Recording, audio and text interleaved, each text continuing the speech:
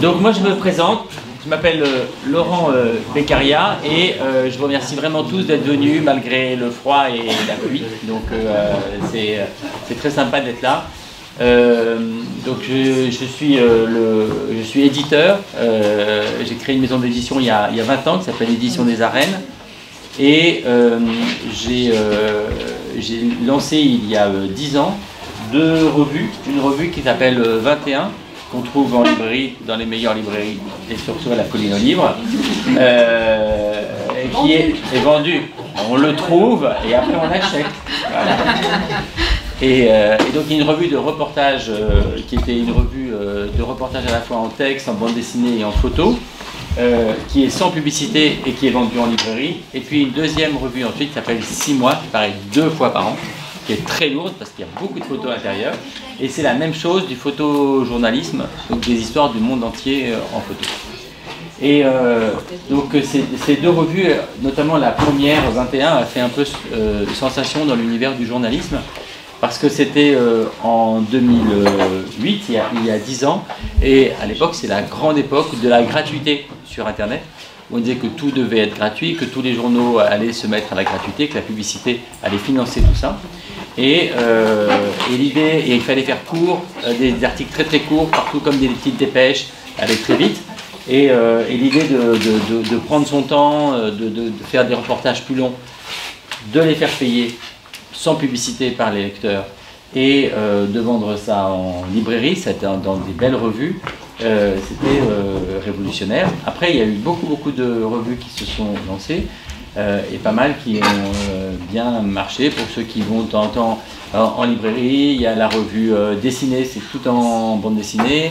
Il y a une revue qui marche bien, qui s'appelle L'Éléphant, c'est un peu de la culture générale. Il y a une revue qui s'est lancée il n'y a pas longtemps qui s'appelle America, ce sont des romanciers qui parlent de l'Amérique de Trump. Il y en a plein, il y a qui s'appelle Oui Demain, c'est une revue sur l'écologie. Il y en a beaucoup. Et en publiant ces revues, qui tout de suite ont eu du succès grâce notamment au soutien des libraires, on vendait à peu près 40 à 45 000 exemplaires, ce qui est beaucoup en fait pour des revues aussi exigeantes que celle-là. Et comme il n'y avait pas de publicité dedans et comme on ne savait pas qui étaient les lecteurs, la première chose qu'on a faite, c'est de faire des réunions comme celle-là. Et pendant 10 ans, à raison de 1 à 2 fois par semaine, eh bien on s'est déplacé et dans les lieux qui acceptaient de nous recevoir. Donc c'était beaucoup de librairies. On est venu à la Colline aux Livres il y a 5 ans avec Patrick Saint-Exupéry qui était mon compère de cette histoire. Et il n'y a pas que nous, il y a les jeunes reporters, il y a tout le monde. Et on a été dans des écoles, on a été dans des cafés comme ici, on a été dans des assemblées avec 1000 personnes, dans des groupes où il y avait juste 5 ou 10 personnes qui venaient. Et c'était tout à fait passionnant, parce que ce qu'on a appris dans ces moments-là, c'est à mettre des visages sur ce mot très étrange qui est ce mot de lecteur, et à travers des visages, des voix et des histoires et des gens qui nous racontaient ce qu'ils attendaient, ce qu'ils aimaient et ce qu'ils n'aimaient pas. Parce que quand un des biais de ces dernières années de la presse, c'est que pendant très longtemps, les journaux étaient d'abord des journaux, soit des quotidiens, soit des hebdomadaires, soit des mensuels, qui étaient avec un projet éditorial. Moi, Le Monde, c'était un journal qui voulait raconter de manière très sérieuse l'histoire du monde. Libération, ça se voulait un journal de gauche, des combats sociaux de après 68. L'Express, c'était un journal pour les cadres de la reconstruction de l'après-guerre et la modernité, assez américain, etc. Enfin, chaque journal un peu avait son histoire qui était souvent politique en France. Et puis après, s'agrégeaient à ça des lecteurs, et il y avait une relation assez forte entre les lecteurs et les journaux. Et à partir peut-être du milieu des années 70 et des années 80, est arrivée l'informatisation de la société et ce qu'on a appelé le marketing direct, c'est-à-dire qu'on a pu essayer de voir un peu qui achetait, quels étaient les âges, les lieux, etc., etc. Et ça a dopé complètement la presse et ça l'a un peu déformé parce que la publicité et s'est mis à... Les journaux étaient énormes, remplis de publicité. Je connais des journalistes qui me racontaient que certaines fois, ils étaient obligés de refuser de la publicité, tellement il y en avait. Sinon, ça serait devenu des catalogues publicitaires. Et la publicité, elle a demandé à ce que les journaux soient très typés, soit des journaux pour les jeunes, des journaux pour les acheteurs en fait. Et donc il y a eu une espèce de caricature de l'acheteur qui était réduit à son milieu socio-culturel et à ses actes d'achat. C'est-à-dire que vous n'étiez pas considéré par un journal comme une personne, être intéressé par un journal, mais comme un consommateur ou une consommatrice à qui on allait offrir un journal qui correspond à ce qu'on suppose être ses goûts et pour pouvoir vendre de la publicité à côté. Alors la caricature, vous le voyez partout. Vous voyez, par exemple, le Point, pour prendre un exemple, il y a 200 journalistes, parfois des très bons journalistes, mais le patron du Point dit « Je veux que mon journal soit lu dans les salons VIP de Air France », c'est-à-dire les salons business de Air France. Ça fait quand même déjà peu de monde concerné.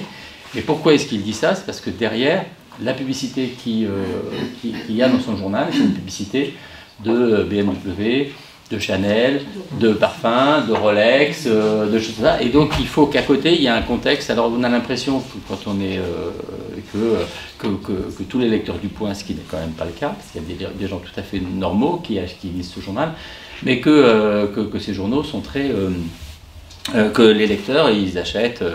Enfin, je sais pas, ils vont en vacances à Gstaad, ils prennent des business, ils vont dans des villas sublimes, ils roulent en BMW, ils achètent du Saint-Émilion comme acheter de la bière, etc. Donc ça c'est un peu une caricature, ce que je veux dire, mais c'est ce que nous on ressent. Donc nous, ce qui est la grande surprise en faisant ce genre de rencontre, c'est de voir que des lecteurs, c'était des gens très différents en âge, très différents en milieu socioculturel, très différents en histoire, très différents en volonté, mais toute cette addition de personnes faisait quelque chose d'extrêmement fort, un lien très fort entre un journal et des lecteurs. Et donc ça, on a fait ça pendant des mois et des mois et des mois, des années, et on a même, il y a 2 ans, créé un festival. La première fois, heureusement, ça s'est fait dans la région, c'était à Couture-sur-Garonne, près de Marmande, un festival de journalisme. Et dans un endroit très très beau, si vous avez l'occasion de... Si vous ne connaissez pas Couture, c'est un petit village mais sublime, dans un bras de la Garonne, avec des gens géniaux, un village de 200 personnes. Et puis il se trouve qu'on s'est disputé avec la société qui organisait sur place le festival pour nous. Et dans notre dos est allé voir le groupe Le Monde pour lui vendre notre idée. Donc soit on lui faisait un procès, soit on se déplaçait. On s'est déplacé malheureusement dans un peu plus loin d'ici, c'est-à-dire en Saône-et-Loire, à Autun, ce qui est un peu plus compliqué. Voilà. Mais donc ces 2 festivals sont intéressants. La première année, il y a eu près de 5-6 000 personnes qui sont venues pendant 3 jours. Et la deuxième année, on était près de 8 000 à Autun pendant 3 jours à avoir des documentaristes, des témoins, des concerts, des lectures, etc. Et c'était vraiment absolument extraordinaire. Donc de toutes ces rencontres, on a eu l'impression, mais c'est qu'une impression et c'est une intuition, qu'il y avait une espèce de trou noir dans l'information. C'est que d'un côté, il y avait une information, je dirais, disponible pour tout le monde. Alors là, c'est la radio, c'est la télévision, c'est Internet. Là, c'est gratuit.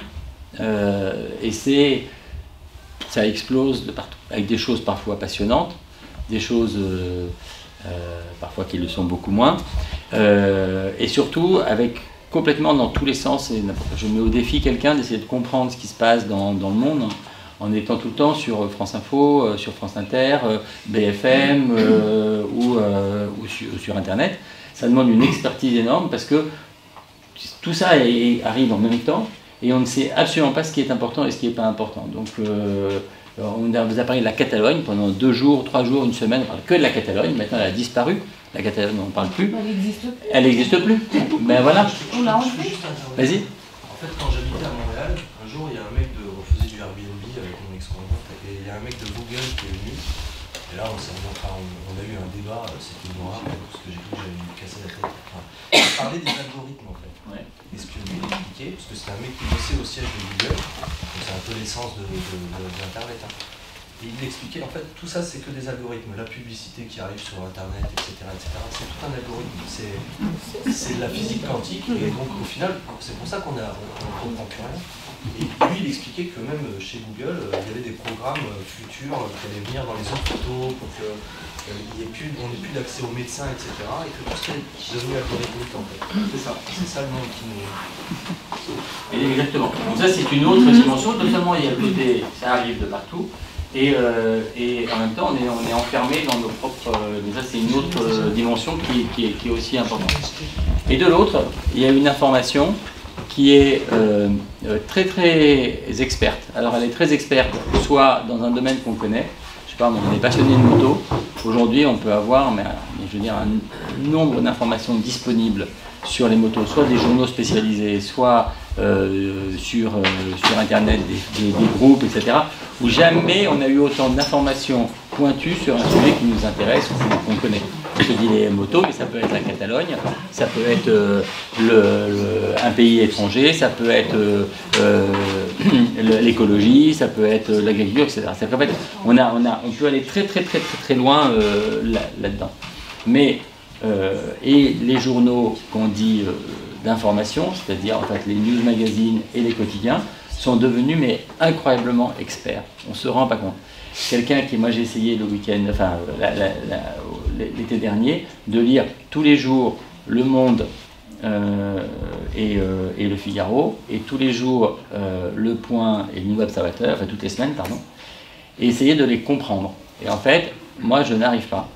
Peut-être qu'ici il y a des gens qui y arrivent, mais je n'arrive pas d'abord à les lire de A jusqu'à Z, ça demande ça c'est vraiment beaucoup, et surtout ça demande une expertise dans un nombre de domaines dingue, et d'être au courant de tout ce qui se passe dans la semaine précédente et la semaine d'encore avant.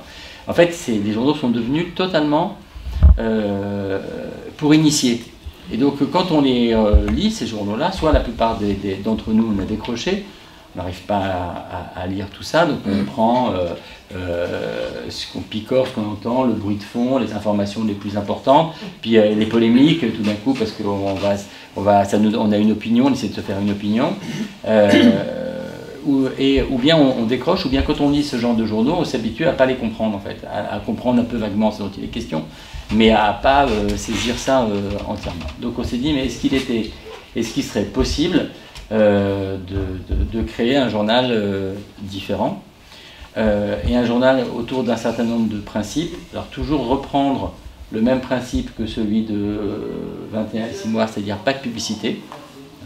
Moi j'ai rien contre la publicité, je dis juste qu'aujourd'hui le problème de la publicité c'est qu'elle nous oblige, quand on fait du journalisme, à typer son lecteur. C'est-à-dire à s'adresser à lui en fonction de son âge ou comme consommateur et tout.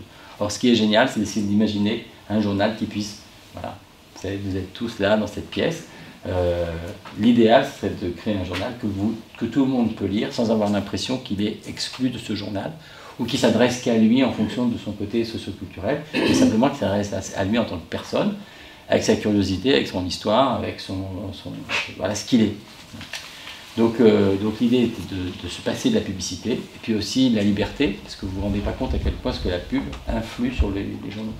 C'est bien plus, on parle toujours des grands propriétaires, que tous les grands journaux sont à la tête sont dans les mains des grandes fortunes, ce qui est vrai. Les plus grandes fortunes de France ont les quotidiens et les hebdomadaires. On est le seul pays au monde où c'est comme ça, à part peut-être, je sais pas, le Venezuela ou...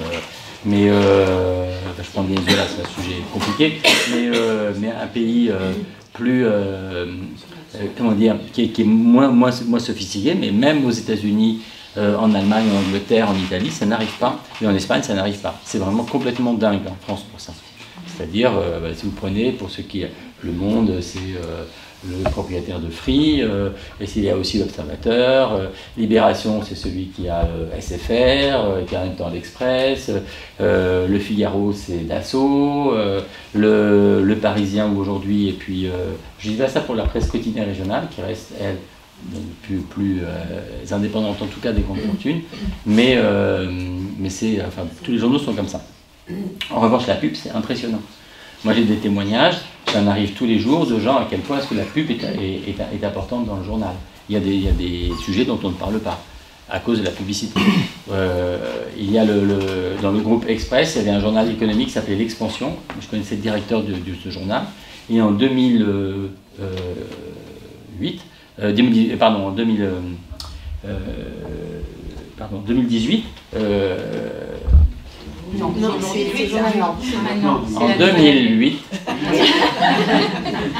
lors de la crise financière. Non, 2000, la crise financière, c'est 2012. C'est ça, la crise 2007-2008. Voilà. Désolé. Eh bien, il y a la responsable de la publicité qui lui a dit il y a la Société Générale qui veut faire une grosse campagne de publicité dans le journal, à une condition, c'est qu'on ne parle pas de la Société Générale dans la crise financière et l'article de crise financière. Et lui, il dit je ne peux pas le faire parce que je suis un journal économique, c'est impossible. Et le mail qu'il m'a montré de la directrice de la publicité lui a dit tu es trop con parce que Christophe Barbier, c'est celui qui a cette écharpe rouge là qui dirige l'Express, lui il a accepté. Donc en fait le patron d'Express il a accepté de la pub de la Société Générale et il a enlevé à la Société Générale les articles sur les... C'est un exemple comme ça, et vous imaginez ce que c'est. Je ne vous parle même pas des cosmétiques, mais c'est quand même terrible. Donc pas de publicité, donc ça c'était important, donc un journal qui vit de ses lecteurs, comme ce qu'on a essayé de faire, comme certains journaux le font depuis des années. Le Canard enchaîné, il n'y a pas de publicité. Les journaux souvent assez engagés ont très peu de publicité ou pas de publicité. Ou sur Internet, Mediapart par exemple n'a pas de publicité, c'est que payé. Donc ça c'était la première chose. La deuxième chose, essayer de faire un journal qui soit accessible à tous. Alors accessible à tous, ça veut dire simplement que chacun d'entre nous, dans notre domaine, on est très bon. Que ce soit un domaine technique, un domaine d'une passion, un domaine d'un savoir, mais en dehors de notre domaine, on ne sait pas grand-chose. Et moi j'avais entendu un paléontologue qui disait « En dehors de mon domaine, j'ai 14 ans ». Et je trouve que c'est une très belle phrase. Parce qu'il y a beau être un paléontologue au Collège de France, quand on lui parle d'économie, il a 14 ans, quand on lui parle d'agriculture, il a 14 ans, quand on lui parle de sport, il a 14 ans, sauf s'il est passionné d'un domaine. Voilà. Et ça, en fait, ça veut dire, être accessible, ça veut dire essayer d'être le plus pertinent possible, le plus fort possible, mais s'adresser à des gens, à tout un chacun, avec un vocabulaire tout simple. On ne dit pas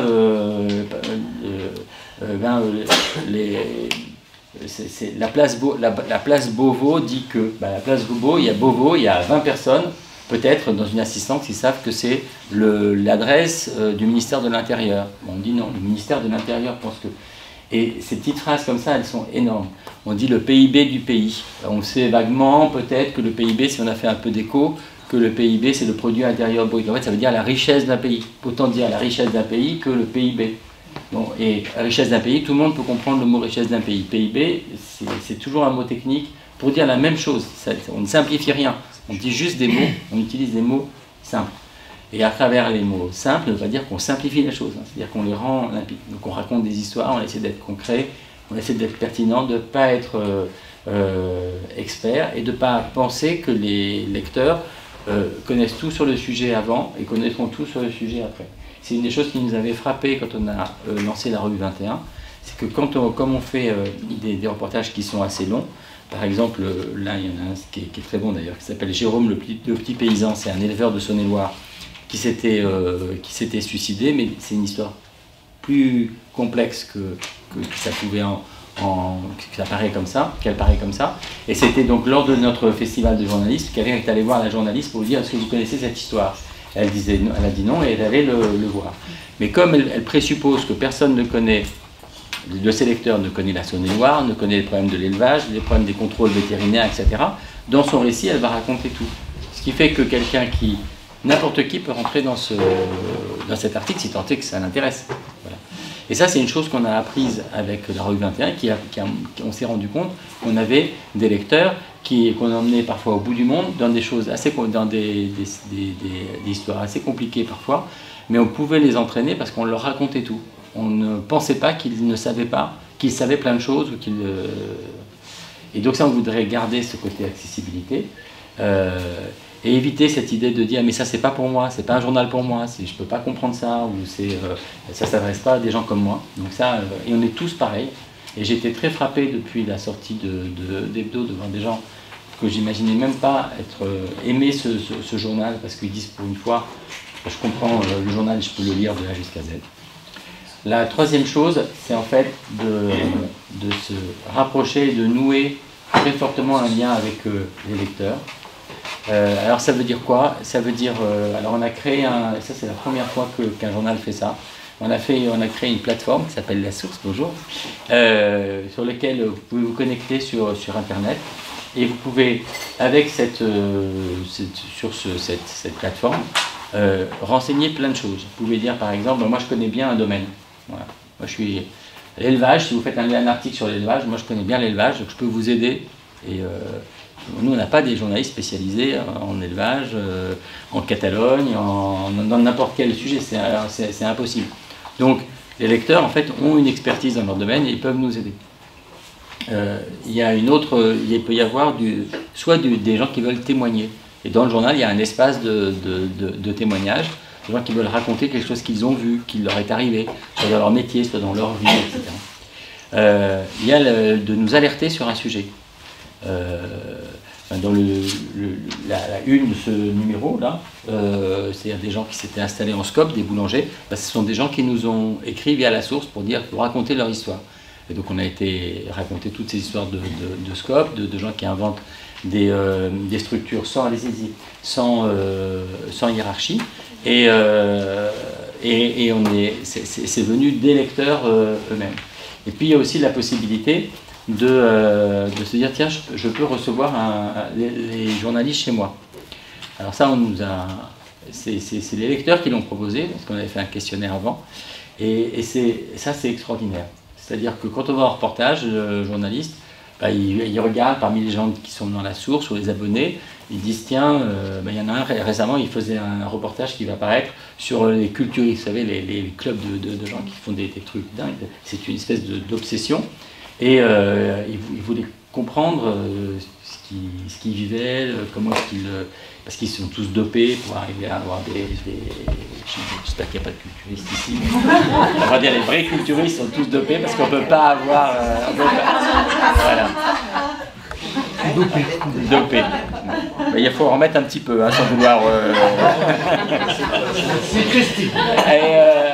Et donc, dans son reportage, l'emmenait à la limite de la Suisse et de la Haute-Savoie.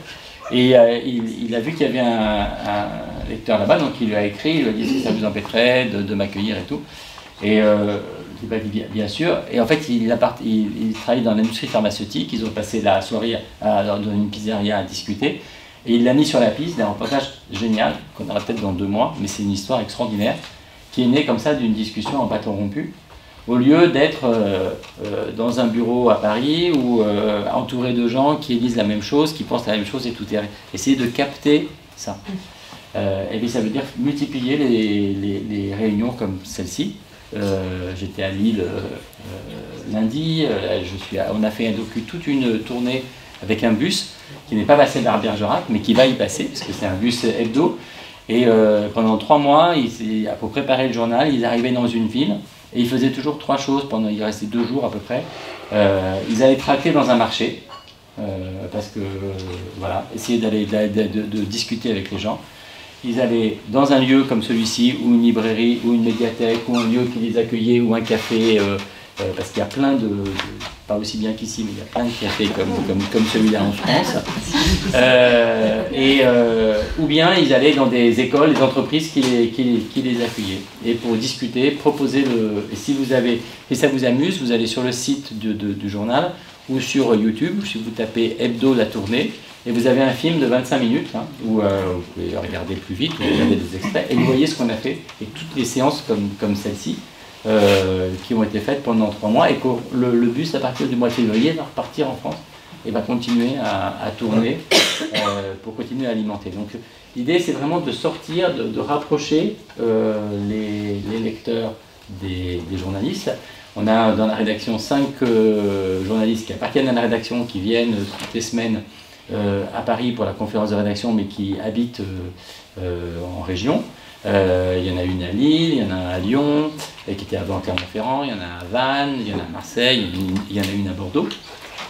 Donc ça c'est important pour ne pas rester, parce qu'il y a une espèce de fantasme, il y a à la fois un fantasme et une réalité. Il y a une fantasme autour des journalistes en pensant qu'ils sont à Paris, les journalistes parisiens. En fait, je vais donner un scoop, hein, les journalistes à 80%, ils vivent dans 20 mètres carrés, en banlieue à 3/4 d'heure, 1 heure de leur lieu de travail, et ils sont très mal payés.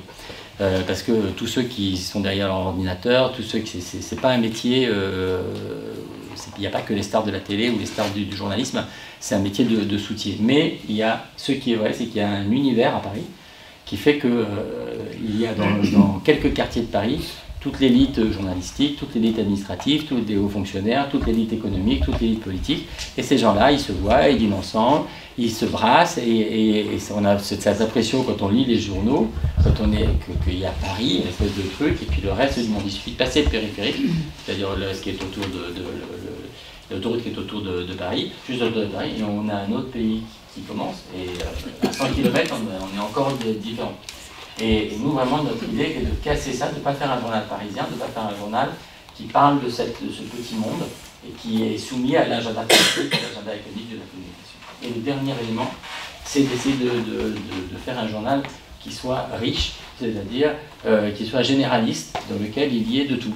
Donc il y ait donc, toutes les semaines un portfolio, c'est-à-dire un reportage en photo, une immersion. Dans le premier numéro, c'était une librairie ambulante en Ardèche. Dans le deuxième numéro, c'est une salle de concert à Marseille. Mais ça peut être un conducteur de train, ça peut être un métier plus simple, vétérinaire ou de préparateur d'hypermarché, essayer de rentrer dans la vie des gens. Il y a toujours une enquête qui est exclusive, indépendante, un reportage, de plus là, aller raconter une histoire. Il y a un portrait de quelqu'un qui n'est pas un people, qui est une personnalité qui nous paraît étonnante et importante. Après, il y a des jeux, parce que ça fait partie du plaisir de faire des jeux toutes les semaines. Il y a une histoire pour les enfants. Il y a ce qu'on appelle un théma, c'est-à-dire qu'on prend un thème. La première fois, c'était les loups, cette fois-ci, c'est les toilettes. Cette prochaine, c'est la nuit, ça va être le sel. Ça va être, on prend un thème comme ça de la vie. Et derrière, on fait la géopolitique. Par exemple, sur les toilettes, c'est un truc tout bête. Il y a que la moitié de l'humanité qui n'a pas de toilette. C'est un super enjeu de santé publique et économique en Inde, etc. Enfin, donc on raconte, et puis c'est les graffitis, tout ce qu'il y a dans les graffitis. À travers quelque chose qu'on utilise tous les jours, qui est de l'intime, on peut raconter plein de choses du monde. Il y a une BD scientifique, il y a de la science, de l'histoire, de la culture. Par exemple, on prend un mot, par exemple le prochain numéro, ça va être sur le mot, parce qu'il y a moins d'enfants à cause de la baisse de la natalité. Donc on prend le mot bébé, et alors on va essayer de trouver, la rédaction va chercher un livre, un film, etc. Tout ce qu'il y a de mieux autour du mot bébé, c'est d'essayer de déguiser la curiosité. Voilà, donc de faire un journal comme ça qui puisse s'intéresser à tout, à la fois la grande information, celle qui est très loin, celle qui est plus proche de nous. Il n'y a pas de politique politicienne, c'est-à-dire qu'on ne raconte pas les dessous des Républicains ou du PS ou de En Marche. Je pense que vous êtes assez gavés de ce genre d'informations. Mais ça ne veut pas dire qu'il n'y aura pas de politique, c'est qu'il peut y avoir un reportage qui a une dimension politique, soit lointaine, soit plus forte. Mais il n'est pas partisan. C'est-à-dire qu'on laisse dedans, dans le journal, des gens qui viennent de partout, des gens qui viennent de l'université, des gens qui sont des jeunes journalistes, des gens qui viennent du Point ou du Figaro et d'autres, de Libération ou de Mediapart, de la montagne, vraiment de tout le genre de journaux. Et ce qu'on a voulu, c'est faire une rédaction comme ça, un peu différente. Voilà. Donc on a lancé ce journal il y a une semaine, avec très peu de publicité, puisque la publicité au sens... D'abord, comme on n'en mettait pas dedans, c'était difficile de dire qu'on allait faire des grandes affiches partout. Et puis en plus, comme on n'avait pas d'argent, c'était encore plus simple. Donc on a d'abord fait... donc pour faire ce journal, on a utilisé plusieurs choses. D'abord les bénéfices qu'on avait accumulés, qui n'étaient pas immenses, mais qui n'étaient pas négligeables, qu'on avait mis en réserve avec ces revues, qui étaient un peu des réserves, qu'on a mis dans ce journal pour le développer. On a fait une campagne sur Internet de préachat, de crowdfunding, comme on dit, qui était la plus importante de l'histoire de la presse en France, et qui est arrivée juste derrière le film Demain, pour ceux qui ont vu le documentaire Demain, et qui avait récolté 440 000 euros. Nous, on a récolté 410 000 euros. Donc on espère que ça, on aura autant de succès que Demain. Et puis, donc on a fait cette campagne de préabonnement avec le bus. Et on a essayé beaucoup sur les réseaux sociaux, parce que ça est toujours pareil, les réseaux sociaux, ça a un effet d'enfermement, mais ça a aussi un effet de permettre aux gens de relayer et de développer la chose. Et on a les premiers résultats, et les premiers résultats sont bons, puisque on est dans la fourchette haute de ce qu'on nous avait... On nous avait dit que normalement on devrait, que si on avait moins d'1 000 exemplaires, ça serait très difficile de faire vivre le journal, qu'entre 20 et 40 000, ça serait difficile, mais ça dépendrait de l'adhésion des lecteurs, et qu'au-delà de 40 000, c'était très bien, et au-delà de 70 000, ça serait tout à fait exceptionnel. Et on sera aux alentours de 60 000, ce qui est quand même très bien pour le premier numéro. Donc ça c'était la première chose, c'est qu'il y a une bonne réaction des lecteurs. Alors, dedans, il y a eu, et c'est un premier numéro, donc après je vais arrêter de parler, puis vous allez parler, puis vous allez me dire vos premières réactions pour ceux qui l'ont déjà lu, ou ceux qui l'ont en main là. Il y a eu la première réaction, comme c'était nouveau, il y a eu une adhésion de gens qui ne nous connaissaient pas, et parmi ceux qui connaissaient les revues 21 et 6 mois, il y a eu 2 réactions, ceux qui ont compris le journal, et ceux qui ont dit « Ah, j'étais déçu par rapport à ce que j'avais ». Là, sur le numéro de ce matin, ils ont retrouvé des choses un peu plus proches, parce que c'est des sujets moins attendus, comme la SNCF, l'enquête sur la SNCF, c'est plus des sujets, je dirais, décalés. Il va y avoir de tout. Je connais les sujets, les sommaires des prochains numéros, donc on pourra en parler, je pourrais vous en donner en exclusivité. Et l'idée, c'est vraiment de s'installer, parce qu'un journal comme ça, il nous faut 2 ans pour arriver à l'équilibre. Donc l'idée, c'est petit à petit, semaine après semaine, de voir ce que nous, on peut vous apporter et pouvoir grandir ensemble. C'est-à-dire que plus les lecteurs seront là, plus ils participeront, plus on fera des réunions comme ça, plus on sentira une énergie ou pas, et meilleur sera le journal. C'est sûr que si il n'y a pas d'énergie, si personne ne participe et si ça vous indiffère, eh ben on mourra comme plein de choses d'initiatives, hein, des gens qui créent des restaurants où il n'y a personne qui vient, et puis ou des librairies qui ne marchent pas, etc. Puis il y en a d'autres, ça marche bien, c'est la vie. Ce qui nous semble, nous, c'est qu'il y a beaucoup d'endroits en France qui sont comme ici, qui réunissent des gens qui à la fois... C'est pour ça que quand... j'ai parlé du projet à Colline, il m'a dit qu'il faut faire ça chez Albert, parce que c'est exactement ce que vous vivez ici, c'est exactement ce qu'est ce journal, dupliqué, ce qu'on essaie de dupliquer partout. Et je crois qu'ici, il y a à la fois de la danse africaine et puis une réunion d'une association. Hein? Il y a un café-signe en ce moment. Voilà, il y a de tout. Il y a une réunion comme celle-là, il y a, et ça, c'est notre curiosité, notre ouverture avec quelque chose d'artisanal, etc. Alors on pense aussi très important, on a offert la possibilité au lecteur de choisir son achat, c'est-à-dire que soit il l'achète au kiosque, malheureusement on ne peut pas le mettre en librairie, il y a certaines librairies qui ont un rayon de presse, mais c'est en fait c'est une question de pure distribution, c'est qu'il faut 10 jours entre le moment où on livre à l'imprimeur et le moment où ça arrive chez le libraire. Et donc un hebdomadaire qui sort 10 jours après, c'est pas évident, comme ça sur le papier.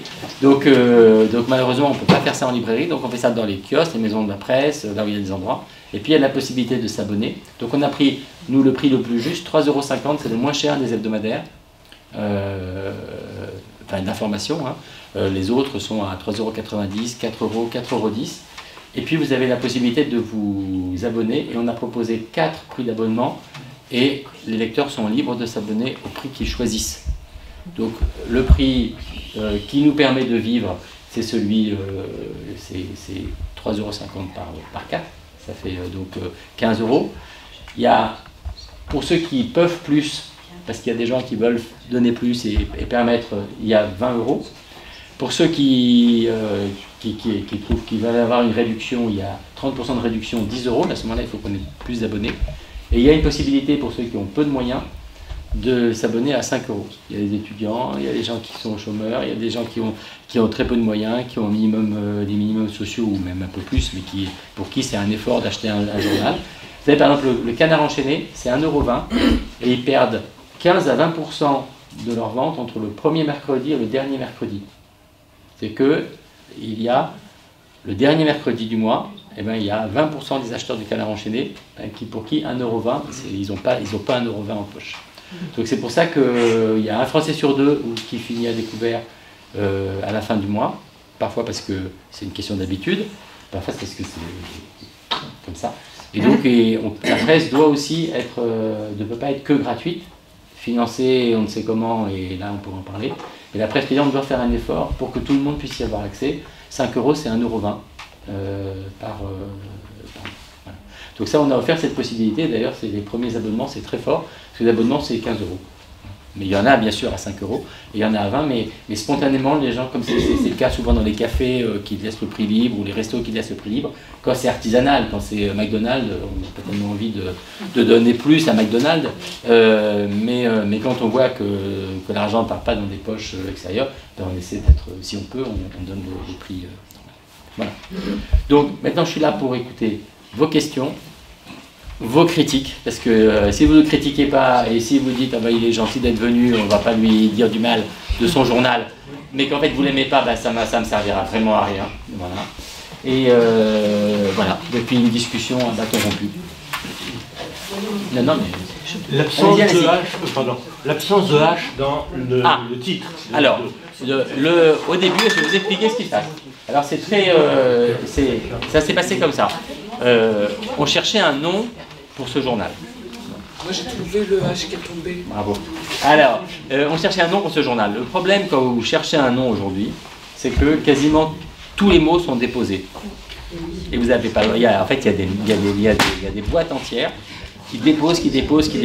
Pour vous donner un exemple, quand nous, on a lancé 21, on avait ce sentiment de faire 21 comme 21e siècle. C'est comme ça notre idée. Et au moment et on avait regardé, et il n'y avait aucun journal qui s'appelait 21 en chiffres romains.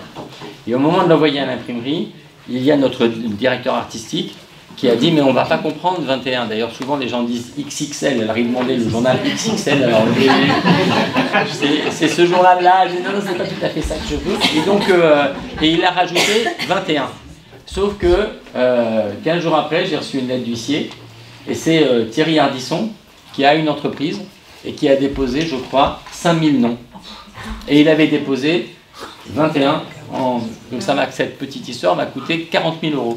J'ai dû racheter le droit de 21, comme ça. Donc maintenant je le mets partout, je le mets en chiffres romains, je le mets en lettres, je le mets en chiffres arabes, parce que tout m'appartient. Donc ça m'a coûté 40 000 €. Donc il fallait chercher, donc il y a tous les mots auxquels vous pensez naturellement, etc. Ils sont tous pris.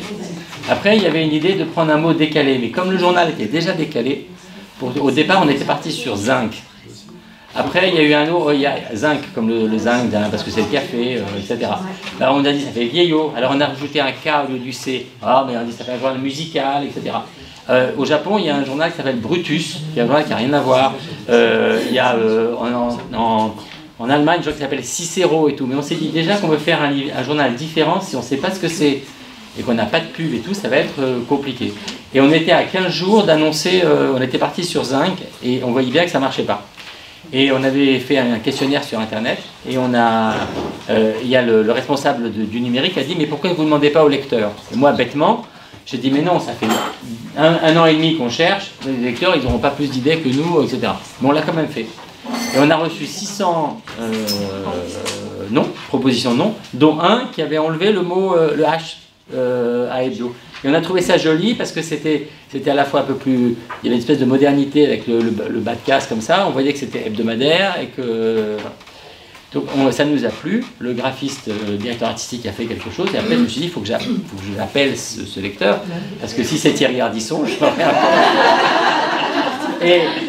Et je regarde son adresse et je vous dis, il s'appelait... Dominique@projetcafé.com. Alors je regarde ce que c'est que projetcafé.com et c'est une super boîte d'ailleurs de café alternatif, mais hyper bien marketé, très beau, très graphique, qui est à Lille et tout ça. Je me suis dit, ah là, je vais tomber sur un professionnel, il va m'embêter, il va nous demander des droits, il va vouloir avoir des choses sur le... Et pendant 2 jours, je me suis dit, qu'est-ce que je fais? Est-ce qu'on y va sans lui dire? Je me suis dit, ça c'est impossible. Bon. Est-ce que je l'appelle, me disant, tiens, on a eu la même idée? Je dis, mais si je commence à mentir dès le premier jour, ça ira pas. Ce journal va être... Et je me suis dit, ben, je l'ai appelé.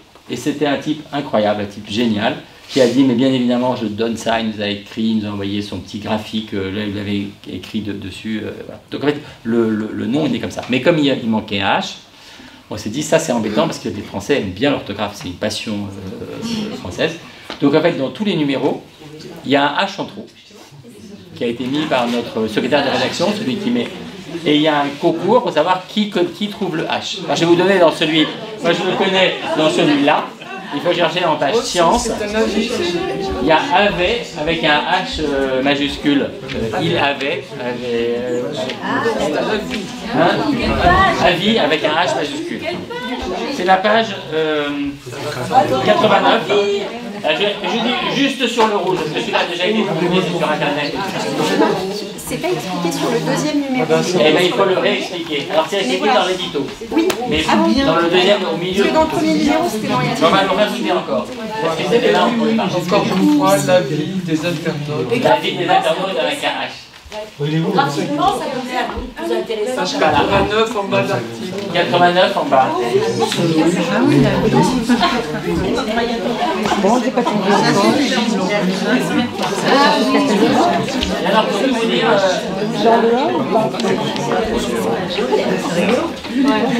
voilà, c'était notre petite dose humoristique. En fait, c'est pour obliger les gens à C'est parce que les gens aiment bien l'orthographe. C'est français. Et en plus, ça permet de tout lire. Et vous l'avez marqué quelque part qu'il y avait un H dans... Alors, dans le numéro 1, à la fin de l'éditorial. Dans le numéro 2, c'est dans l'éditorial. Mais on a oublié de en mettre un truc spécifique, je viens de m'en rendre compte. Donc, dans le numéro 3, vous aurez un encadré qui vous sera dédié. Cherchez le H. Cherchez le H. Cherchez le H. Et vous allez vous ruiner en petit cadeau. Alors, c'est un format plus petit qu'on a choisi. On cherchait un format. Et en fait, moi, au Japon, j'avais été fasciné par les journaux de manga. Alors en fait, c'est juste 500 pages, hein, comme ça. Mais c'est comme ça, avec 2 agrafes, avec un papier presque très léger, comme celui-là. Et au Japon, mais c'est des tirages gigantesques de 500 000, 600 000. Et vous avez des hommes, des femmes, des cadres, des étudiants, des ouvriers et tout qui lisent ces journaux de manga. Et dans cette société très technologique, vous avez le papier extraordinaire. Et je racontais ça, et tout d'un coup on s'est dit, mais pourquoi on ne prend pas ce format? Et donc ça a 2 avantages, ce format. D'abord, c'est un format nomade, hein, tout le monde fait ça. Voilà. Donc on met dans la poche, on met dans le sac pour ceux qui ont un sac, etc. Il n'y a pas ce côté encombrant des journaux. Et puis c'est un peu plus facile à transporter que 6 mois. Mais quand il y en a beaucoup, j'ai souffert depuis avec Et l'autre chose, alors ça c'est aussi très important, c'est qu'on s'est rendu compte en faisant le journal qu'on ne peut pas faire ce qu'il y a partout dans la presse, c'est-à-dire plein de petits encadrés partout. Et ça nous oblige à nous poser.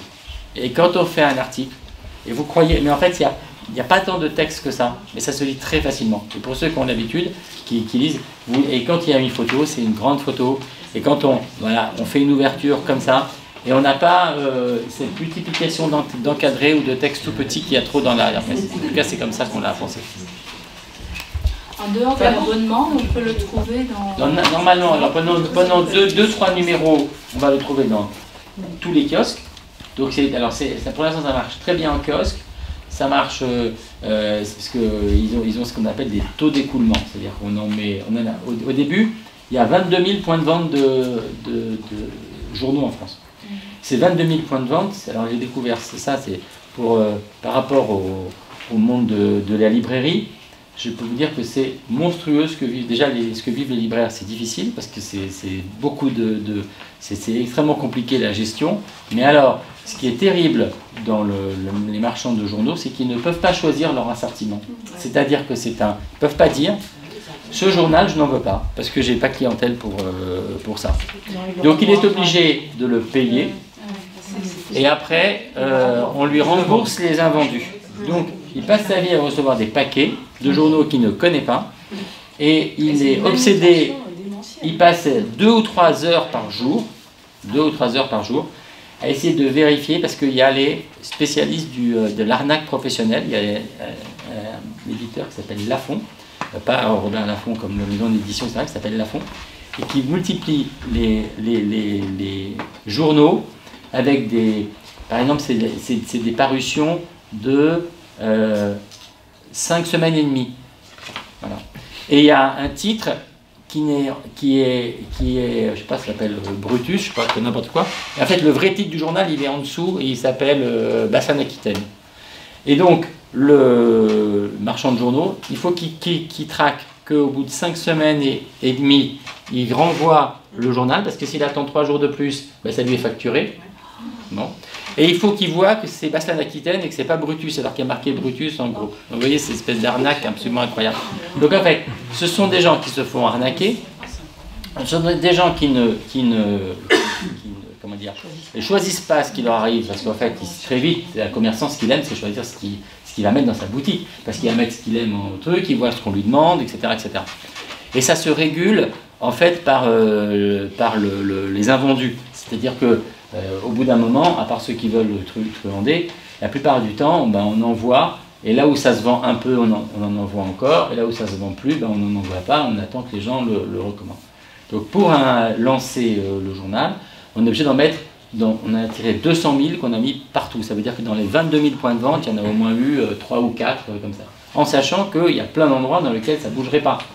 Parce que si c'est dans le supermarché, d'un endroit où personne ne s'en occupe, ils sont arrivés, ils ne savent même pas où c'est, et Hebdo, ils vont le mettre avec la vie du rail, parce qu'il y a la SNCF. C'est la personne qui défait le paquet. Comment est-ce qu'on peut lui demander de savoir ce que c'est, comment, où, etc. Donc il y a plein d'endroits où ça ne va pas se vendre, et puis il y a plein d'endroits où ça se vend. Alors, tout ce qui est les kiosques, pour l'instant, on en a vendu les 3/4, ce qui est énorme, parce que normalement, dans ce genre-là, on nous avait dit que si on arrive à 30%, 30-40%, c'est formidable. Là, on a vendu 70%. Dans les gares, les relais, etc., là, on en a vendu 45%, donc 1 sur 2, ce qui est un bon score. Et après, dans le reste, qui fait 70% du marché, alors là, c'est le petit bonheur à la chance. Il y a des petites villes, des petits villages dans lesquels ils en ont reçu 6, ils en ont vendu 4 ou 5, donc ça, c'est très bien. Et d'autres, où ils en ont reçu 30 dans un supermarché, ils n'en ont pas vendu un. Donc, ce qui va se passer, c'est qu'ils ont fait des sondages. C'est pour ça que je vais donner un peu les chiffres. Puis aujourd'hui, tout a été renvoyé, ça va être compté, et lundi, on nous dira que vous avez vendu tant. C'est format régulier. Et avec le temps, ça va se réguler, c'est-à-dire qu'au bout de 2-3 numéros, là on ne va pas en envoyer, là où ils en ont vendu 0 sur 30, là on ne va pas en envoyer. Et là, ça, c'est toi qui es décisionnaire? Alors c'est moi qui suis décisionnaire, parce que c'est une loi qui a été créée après la guerre, qui s'appelle la loi Bichet, qui était une loi qui était pour favoriser la liberté d'expression. À l'époque, on ne savait pas qu'on aurait des journaux de jeu, des journaux de chasse, des journaux de tous les sujets. Bon, il n'y avait que les journaux, je dirais, d'information, c'était ça. Et comme après la guerre, ils voulaient faire le Conseil national de la résistance, ils voulaient qu'il y ait une grande démocratie, ils ont dit, on fait une loi spécifique où tous les journaux seront, les marchands de journaux seront obligés de prendre tous les titres, pour pas qu'il y ait ceux qui aient plus d'argent qui soient dopés là-dessus. Mais comme il n'y en avait pas beaucoup, et qu'il y avait beaucoup de lecteurs, et ben ça a marché. En fait, petit à petit, ça a dégénéré. Et la manière dont les marchands de journaux et les kiosquiers sont méprisés, humiliés, mais c'est inimaginable. Vous pouvez savoir ce que j'ai découvert dans ce monde-là. Ouais. J'ai du mal à comprendre à un moment. Il m'a semblé que vous aviez parlé de 70 000 exemplaires qui étaient sortis et qu'à 70 000 exemplaires, c'était pas mal comme... Oui, alors on a 60 000 en vente, plus 10 000 abonnés, ça fait 70. Ça fait 70 000. Ouais. 70 000, mais vous avez sorti 200 000 exemplaires. Oui, parce qu'au début, j'ai arrosé partout pour savoir là où ça va marcher, parce qu'on ne peut pas savoir qui va l'acheter. Et au bout du 3e numéro, on va réduire, et peut-être qu'à la fin, on va, si par exemple on arrive à 30 ou 40 000 exemplaires toutes les semaines, on va en tirer 60 000 et le mettre partout. Puis quand on sent qu'on a un numéro qui est beaucoup plus fort, on fera 70. Et voilà, c'est comme ça que ça se passe. Parce que je ne faisais pas le lien avec les 70%. Ah non. C'était quoi les 70%? 70%, parce que chaque réseau, par exemple le réseau des kiosques, c'est un réseau particulier. Et donc là, sur les 100 qu'on a mis dans ce réseau, il y en a 70 qui ont été vendus. D'accord. Parce que c'est très bien vendu dans les kiosques. Vous voyez, le kiosque qui est dans tous les endroits. Dans les gares, c'est 1 sur 2, ce qui est pas mal. Et dans les autres endroits, c'est soit tout, soit un peu, soit pas du tout. Ça, c'est la technique des choses. C'est pour ça qu'en fait, on a développé l'abonnement à côté, parce que c'est un système qui est fou, parce que c'est un système qui déresponsabilise tout le monde, et dans lequel il y a 1000 à 2000 kiosques qui ferment chaque année. Parce que la presse écrite a perdu 1/3 de son chiffre d'affaires en 10 ans. Là où le livre est resté égal, quand même a progressé en 10 ans, il y a plus de livres qu'on vend tous les ans qu'il y a 10 ans. La presse, c'est 1/3 de moins parce qu'en fait la publicité est partie sur Internet et les journaux réduisent leur qualité et donc il y a moins de lecteurs et puis ils s'en foutent ils vous envoient ils vous font des abonnements avec des tas de cadeaux, etc. pour que derrière ils puissent vendre de la publicité. Un hebdomadaire comme Le Point ou L'Observateur, il y a 1/3 des journaux qui ne sont pas sortis du plastique. Et ça devient quoi? Non, mais c'est-à-dire que les gens reçoivent. Alors, ce qui est, les retours, c'est pilonné tout de suite. Ça fait de la pâte à papier. C'est recyclé, tout est recyclé. Juste une remarque, cette histoire des kiosquiers, des marchands de journaux, ça peut faire un prochain sujet. Mais on va essayer de le faire, c'est vraiment étonnant. Allez, vous pourrez mettre un bon point pour la maison de la presse à Bergerac. Oui. Parce que j'y suis allée aujourd'hui et elle avait le deuxième, mais j'aurais bien aimé. Je suis con, moi. Je savais pas que c'était cadeau. Et donc, elle est allée chercher au fond de ses caisses de retour. Elle en a soulevé 10 pour me retrouver le numéro 1. Elle l'avait renvoyé. Elle est vraiment bien. Non, mais il y a des gens incroyables parce que c'est un super métier de vendre de la presse. Parce que c'est régulier, on rencontre les gens, c'est un lien social extraordinaire, il y a la curiosité, et puis les journaux, ça peut être très beau, quoi. Avez-vous une idée de la réaction de vos confrères, Le Point, l'Obs? Alors, ils ont eu peur avant, puis quand ils ont vu le journal, ils se sont dit, mais ils n'ont rien compris. Parce que c'est tellement à l'opposé de leur monde que... alors ça va, à Libération, c'est le seul qui a fait un article négatif, mais c'était assez drôle parce qu'il disait en fait ça ne s'adresse pas à nous parce qu'on est trop snob. Mais voilà, il trouvait que le do it yourself, c'est la chose à faire soi-même, la table avec une palette, c'est vraiment ridicule, ça se fait pas. Les jeux, la recette de cuisine, la recette pour les enfants, voilà. Après, et ça je comprends très bien que c'est pas pour tout le monde, hein. Après ce qu'il faut c'est nous de voir numéro après numéro si on va intéresser les lecteurs, parce que ce qui importe c'est vous. Et est-ce Moi que justement, je l'ai acheté il y a, deux jours, 3 jours, donc j'ai eu le temps de le lire, le numéro 1. Et donc j'ai quand même trouvé que l'article un petit peu de fond, enfin pas de fond, mais enfin l'article qui était un petit peu branché sur un sujet qui a été beaucoup débattu, mais que vous traitez en décalé, puisque c'est un peu ça fait partie de vos objectifs, d'après ce que j'ai compris. Moi, je l'ai trouvé un tout petit peu léger.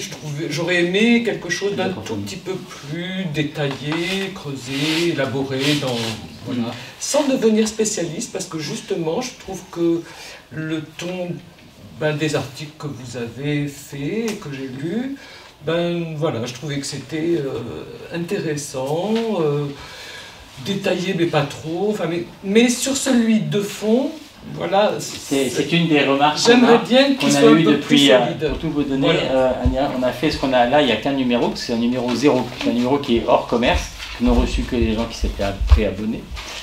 Donc c'est, voilà. Donc on m'a demandé d'en apporter un, donc voilà. Et donc c'est un numéro. Et c'est un numéro qu'on a fait qui est hors commerce et qu'on a testé auprès des lecteurs. Et on s'est rendu compte qu'une des choses qu'ils demandaient, c'était qu'ils trouvaient que par exemple à l'époque, on faisait des petites choses comme ça. Et ils ont dit non, ça c'est pas possible, c'est trop court, il faut pouvoir faire même 2 pages, 4 pages, etc. Faites moins, mais faites bien. Choisissez, faites pas de... Voilà. Oui, le caviardage, c'est pas possible, il y a ça partout. Et puis c'est Internet, c'est machin, c'est ces spots, là, on sait lire, on peut lire un peu, bien sûr, un petit peu, et c'est agréable parce que, justement, quand on sort du boulot, qu'on a fait une heure de boulot, machin, c'est une lecture qui est vraiment agréable, et en même temps qui informe, qui est solide. Mais vous avez entièrement d'accord, et ça c'est une chose qu'on va travailler. Petite réflexion, je trouve qu'il y a un peu beaucoup de photos qui sont dans ce format-là, coupées par le... Oui. Vous auriez voulu tout ou bien moins de... A priori, qu'elle soit coupée au milieu, vaut mieux qu'elle soit sur une page. Une page plutôt un autre que... format, peut-être. Plus de format. Non, mais c'est aussi c'est important. Est-ce qu'il y a des choses qui vont évoluer? Ah oui. Est-ce que par exemple, si plein de personnes te disent n'importe quoi, hein, bon, la recette de cuisine, on s'en fout, est-ce qu'elle partira? Est-ce que vraiment il y a oui. Déjà, si tu regardais le numéro 0 et le numéro 1, il y a des choses qui ont supprimé. Alors on s'est donné plein de rendez-vous. On s'est donné, en fait, un journal, ce qui est génial, c'est qu'en fait, ça peut bouger très facilement. Donc, et quand tu regardes même la revue 21, si tu prenais les revues depuis le début, tu verrais qu'on a changé plein de choses régulièrement. Des petites Moi, choses. j'ai rien contre la soupe à la saucisse. Ah non, mais j'ai dit.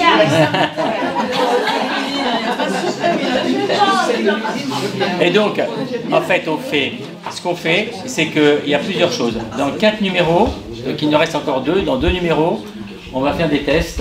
Et donc on va réunir, on avait ça déjà pour le numéro 0, on avait été à Brest, dans la banlieue de Tours, à Lyon et à Marseille. On avait réuni des groupes de lecteurs. Ils ne connaissaient rien du tout. Il y avait la moitié, ils étaient préabonnés, donc ils connaissaient déjà le projet.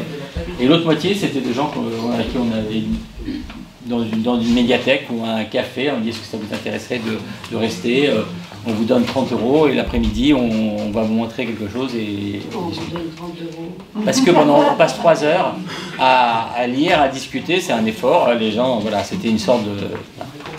Et on a, derrière, il y a des spécialistes qui analysent tout ça, c'est-à-dire qui regardent les mots, et on fait tout un système qui est assez... je vais vous donner un exemple, ça va vous parler. Je sais pas, vous voyez le journal J'aime lire, voilà, le journal pour les enfants. Bien, et quand ils ont testé ce journal, c'était un journal qui s'appelait J'aime lire, avec une histoire, une grande histoire, pareil, illustrée, et il y avait des jeux derrière. Et ils ont réuni des parents, puisque c'est des parents qui achètent les journaux pour enfants. Et le journal n'existait pas, c'était le début, ou les grands-parents. Et donc ils ont demandé aux gens, est-ce que si on faisait ce journal, qu'est-ce que... très bien, très important, la lecture, un enfant il doit réussir, pour réussir il faut qu'il sache lire, et les enfants ne veulent pas lire, donc on va faire un journal formidable. Il est formidable ce journal, il est extraordinaire et tout. Bon. Et à un moment donné, dans tout ce groupe, si on avait juste écouté des choses comme ça, ils auraient publié le journal tel quel. Et puis on leur a dit, mais moi j'étais pas là, je devais avoir 4 ans, donc c'est pas moi qui l'ai fait. Et ils leur ont dit, est-ce que, c'est quoi le portrait d'un enfant qui aime lire, comme ça? Ah, mais il est tout le temps tout seul, il a des lunettes, il est dans sa chambre, il est timide, puis il connaît tout, associé, voilà, on n'ose pas lui parler parce que c'est trop de choses et tout. Bon. Et faites-moi le portrait d'un enfant qui n'aime pas lire. Ah, mais il ou elle est toujours sur son vélo, il a plein de copains, il est gay, tout ça, etc. Ils se sont dit là, il y a peut-être un petit problème. Et donc ils ont eu l'idée de faire une bande dessinée qui s'appelait Tom, Tom et Nana, qui se passe dans un restaurant, donc l'univers très antique, très loin du livre, où il n'y a pas du tout, où les enfants disent des gros mots, font des bêtises, sont mauvais à l'école, etc. En fait, c'est tout l'inverse de l'imaginaire de la lecture. Et donc, ça déculpabilisé, et ça a associé 2 univers complètement différents dans un journal. Et aujourd'hui, il y a un enfant sur 2 de cet âge-là qui lit J'aime lire, et c'est très fort. Donc vous voyez, c'est-à-dire que parfois les lecteurs, ils ont ces groupes, ça sert à ça. Et puis il y a tout simplement la multiplication des rencontres comme celle-là qui vont on va voir si les gens disent mais ça on l'aime beaucoup, non ça vous auriez pas dû, parce que les lecteurs ils sont durs, hein.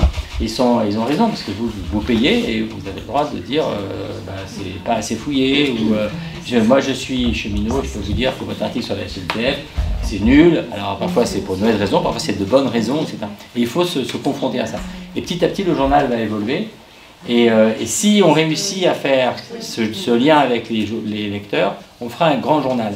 Sinon, on fera un journal de plus. Il y a plein de journaux, il y a plein de choses. Si on ne réussit pas à accrocher les lecteurs, et à tisser quelque chose, à ce qu'on s'apporte mutuellement quelque chose, on n'y arrivera pas.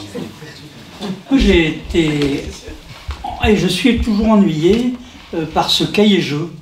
Je trouve qu'il vient parasiter complètement le reste. Alors les jeux,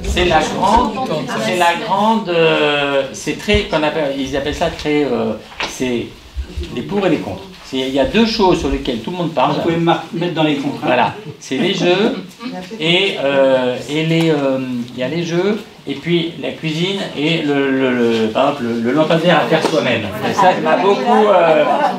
Alors on m'a dit, est-ce que tu veux vraiment ce lampadaire chez toi? Je vais te le faire, tu vas voir. Voilà. Bon. Et la table avec les palettes aussi. Et la table avec les palettes. tellement.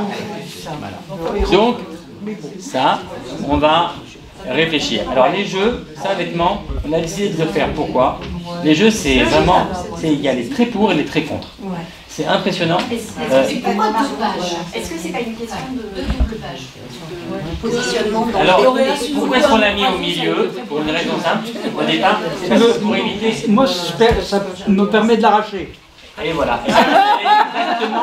Les gens qui font les jeux l'arrachent aussi. Et les gens qui font les jeux l'arrachent aussi. Ouais.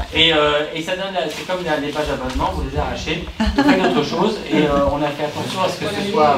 Non mais la table en palette, vous pouvez l'enlever. Et alors la table en palette, on va voir. Parce que... Les recettes de cuisine, tu peux les laisser. Mais la recette de cuisine, elle est bien, la bouture, on va. Non mais. Justement, globalement, ce qui est agréable, c'est que c'est un étau. Il y a de quoi un peu, voilà, lire, manger, et bon, aussi batifoler. Et ben, moi, c'est ça que j'aime bien dans un journal. Si je veux quelque chose de plus solide, voilà, ben, je vais aussi chercher ailleurs. Mais je trouve que, par exemple, je rentre du boulot, j'ai fait 9 heures d'entretien, et ben de me taper un mot croisé ou un je sais pas quoi, et ben pour moi je trouve ça chiant, mais on est, je vais vous dire, à midi. Et les mots croisés, les sudoku, parce que là, je vais vous montrer. Voilà, donc je l'ai pas là. C'est sur mon mail, mais quand le numéro 2 est arrivé, donc nous on a plusieurs lieux, et on a un lieu, c'est la maison d'édition, là où il y a les gens qui font les livres, et puis il y a un autre lieu qui fait une autre maison d'édition, et de l'autre côté de la rue il y a le journal. Et quand le journal est arrivé, c'était à l'heure du déjeuner, et je peux vous dire que dans la maison d'édition, il y a des historiens qui ont fait bac plus je ne sais combien, il y a des gens qui font des polars, c'est très intello comme public, parce que pour faire des livres, il y a parfois des livres, des gens qui ont fait beaucoup d'études et tout. Et bien à l'heure du déjeuner, on a pris une photo, quand on est arrivé, ils étaient tous en train de faire des jeux. Autour de la table, il y avait 6 personnes qui faisaient les jeux. C'est un truc, voilà. Alors moi, je vais vous dire, j'en ai jamais fait un de ma vie, jamais fait un mot fléché. Mais, et j'ose pas faire un truc du cul, j'y arriverai pas. Donc, ça brille moins les yeux que s'ils font Candy Crush sur... Alors moi hier j'ai donné une idée, mais dont je ne sais pas si les rédacteurs vont les garder. Vous verrez ça vendredi prochain. J'ai demandé que dans la moitié des jeux, ça soit le test qu'a fait Donald Trump, parce qu'il a fait un test pour montrer qu'il était intelligent, et il l'a mis après sur Internet. Et je peux vous dire que tout le monde peut y arriver. Donc on peut tous être président des États-Unis avec... voilà. Non mais voilà, c'est le jeu. Oui. Vous dites que ce sont les journalistes qui font les articles. Est-ce que vous allez laisser une place pour des personnes non journalistes, avoir la possibilité de... Oui, alors il y a plusieurs choses. D'abord, il y a à la fin ce qu'on appelle les paroles. Voilà. Donc pour l'instant, c'est 2 pages.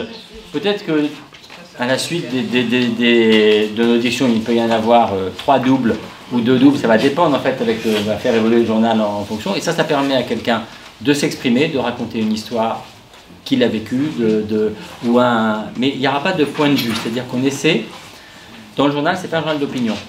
Donc on pense que sur Internet, par exemple, vous avez toutes les opinions du monde, et le lecteur, il faut que ce soit un lieu qui soit neutre. Vous pouvez raconter une histoire engagée, par exemple dans le numéro 2, c'est de manière anonyme, mais on l'a vérifié, puisqu'il était déjà dans le numéro 0. C'est une de nos journalistes qui a été rencontrée à un CRS à Calais, et il raconte, mais il est obligé d'être tenu à l'anonymat, ce que c'est que d'être CRS à Calais et tout ce qu'il a fait. Donc ça, c'est un point de vue, il est engagé là-dedans. Mais il n'explique pas la politique migratoire, il faut faire ci, il faut faire ça. En revanche, en dehors de cet aspect, il y a la possibilité de discuter avec un journaliste sur un sujet, et on mettra une co-signature, c'est-à-dire qu'on dira par exemple, c'est Mathieu Palin, journaliste, avec, je sais pas votre nom, ou votre prénom, si vous voulez que mettre votre prénom, lecteur à Bergerac, ou lecteur, ou on respecte le nom, ou on ne respecte pas, ça dépend de l'anonymat. En revanche, on veut garder, c'est pas un journal, le journaliste c'est un métier, ça demande de vérifier, ça demande de s'engager sous son nom. Il y a une actualité pénale de diffamation éthique. Et ce qui nous a semblé avec les échanges avec les lecteurs, c'est qu'ils n'avaient pas tellement envie d'écrire sur le journal directement, sauf pour raconter des choses qu'ils ont vécues eux, mais ils ont envie de participer à la production journalistique et de discuter. Par exemple, si vous avez un sujet qui vous tient à cœur, il faudrait faire un article là-dessus. Il y a un journaliste qui s'intéresse. Eh bien lui, il va enquêter pour vous, il va vous parler, il va dire voilà ce que j'ai trouvé. C'est un métier, c'est vraiment une technique, ça demande beaucoup de travail et ça demande de l'expérience. Donc l'idée c'est que chacun reste dans son univers, quoi.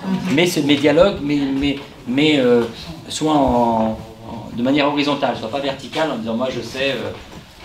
Pour rebondir là-dessus, est-ce que vous prenez des journalistes pigistes? Oui. D'abord parce que, je vais vous dire, pour faire un journal comme Le Point, ils sont 200. Et nous, on est 35 dans le journal. Donc, entre 200 et 35, il y a une petite marge. Et de la même manière que dans 21, il y a beaucoup de journalistes qu'on dit pigistes. Et les pigistes, c'est des gens qui sont indépendants et qui proposent alors des articles aux journaux. Nous, on l'a vraiment proposé et c'est justement ça qui est intéressant. Parce que les pigistes, ils apportent quelque chose. Ils ont la liberté, ils sont plus ancrés, ils connaissent le territoire. Et moi, ce que j'aimerais, c'est que d'ici 6 mois, 1 an, le journal il soit bien meilleur. Pas plus expert, mais bien meilleur, plus pertinent, plus juste. Si je vous disais ce que je pense de tel ou tel article, voilà. Mais c'est parce que on commence. Et quand on commence, c'est la première fois qu'on ouvre un... je sais pas, on ne sait pas toujours bien faire. Surtout si on innove, quoi. Comment on fait pour contacter la source? Il y a une adresse mail? Alors vous allez sur le site qui s'appelle hebdo-lejournal.com. Voilà. Et vous allez là-dessus et puis vous avez un questionnaire et vous rentrez votre nom, vos coordonnées et puis vous dites, parfois c'est juste, voilà, j'habite à Bergerac et s'il y a quelqu'un qui fait un reportage, je veux bien l'accueillir et bien évidemment on ne présentera pas quelqu'un comme ça qui sonnera à votre porte sans vous prévenir, il faudra que vous disiez oui.